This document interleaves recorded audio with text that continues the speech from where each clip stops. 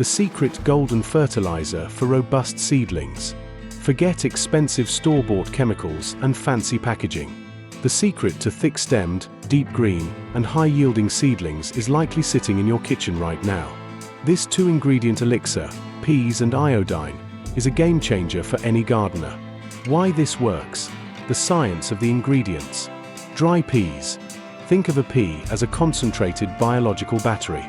It is packed with amino acids, the building blocks for cell walls, B-group vitamins, for energy and cell division, and essential minerals like potassium, calcium, and magnesium. These nutrients are in a natural, chelated form that young plants can absorb without stress. Iodine. In tiny amounts, iodine acts as a powerful antiseptic and growth catalyst. It protects seedlings from damping off, fungal root rot, and boosts the plant's immune system, making it resilient to temperature swings. The recipe. Step by step. Ingredients.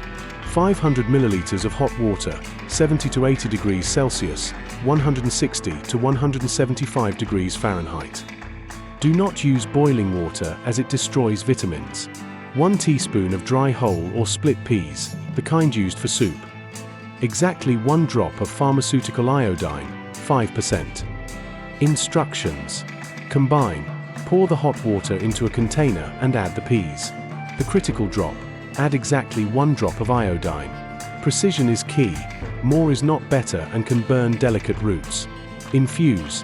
Cover the container and let it sit at room temperature for 24 to 48 hours. The water will become slightly cloudy and yellowish as the nutrients extract. No need to strain. You can use the liquid as is. How to apply. To achieve the best results without overfeeding, follow these strict rules. Dosage. 1 tablespoon of the solution per plant.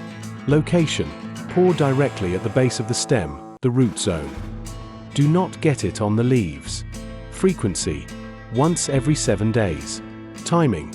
You can start as soon as the first true leaves appear and continue until you transplant them into the garden. What to expect? After 1 to 2 weeks of regular use, you will notice visible changes. The stem. It becomes thick, sturdy, and stocky rather than tall and spindly. The leaves. They turn a rich, dark green with a healthy waxy texture. The roots. Under the soil, the root system becomes massive and branched, allowing the plant to explode with growth once moved to the garden. Common mistakes to avoid. Warning.